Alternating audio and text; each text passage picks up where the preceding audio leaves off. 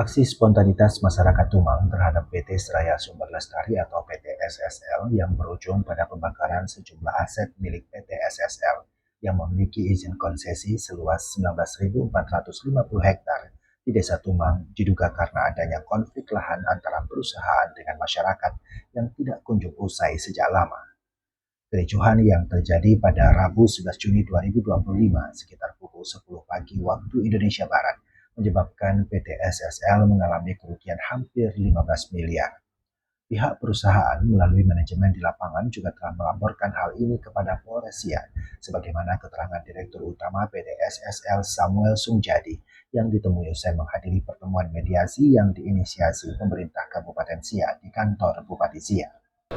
Diharapkan semua boleh berjalan dengan aman dan kita sebagai investor juga bisa kerja dengan baik, tidak ada konflik dengan masyarakat, serta bisa kerjasama dengan pemerintah daerah Siak ini. Sudah kita laporkan dan sudah ditindaklanjuti oleh Polres Siak. Itu sudah ranah hukum, kita serahkan kepada Polres. Lebih kurang 15 miliar ya. Kapolres Siak AKBP Eka Ariandi Putra SHSIKMSI membenarkan hal tersebut.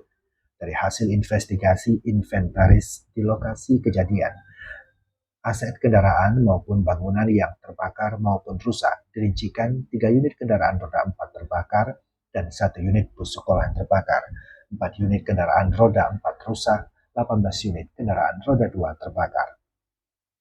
Untuk bangunan yang terbakar terdiri dari 1 unit klinik, 2 unit rumah, 5 kamar mes lajang, 10 mes papan, 5 kantor, 1 gudang water management, dan 2 unit pos pintu masuk security. Dengan adanya kejadian yang kemarin, ya, dari perusahaan SSL sudah membuat laporan polisi terhadap pembakaran, pengrusakan yang terjadi di perumahan ataupun perusahaan SSL. Jadi saat ini dan dari kemarin kita sudah melakukan proses penyelidikan dan penyidikan. Ya. Tindakan pertama yang kita lakukan setelah pasca adanya kerusuhan, kita mengamankan TKP, yaitu dengan melakukan polis line di TKP kebakaran dan mobil-mobil ataupun kendaraan yang terbakar. Setelah kita olah TKP, ya, semua barang bukti tersebut kita evakuasi ke Polres saat ini. Namun karena memang berhubung jauhnya tempat dan banyaknya yang harus dievakuasi mungkin butuh waktu. Saat ini masih berproses evakuasi terhadap barang bukti.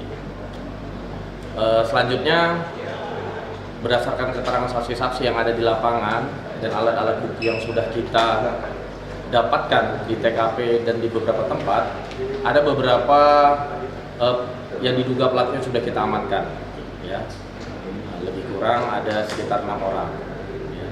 Dan sekarang masih dalam proses lidik dan pendalaman terhadap siapa-siapa saja yang menjadi pelaku pengrusakan dan pembakaran ini.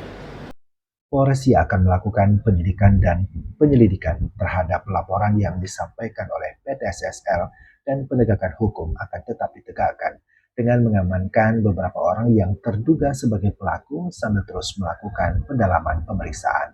Tim Liputan melaporkan.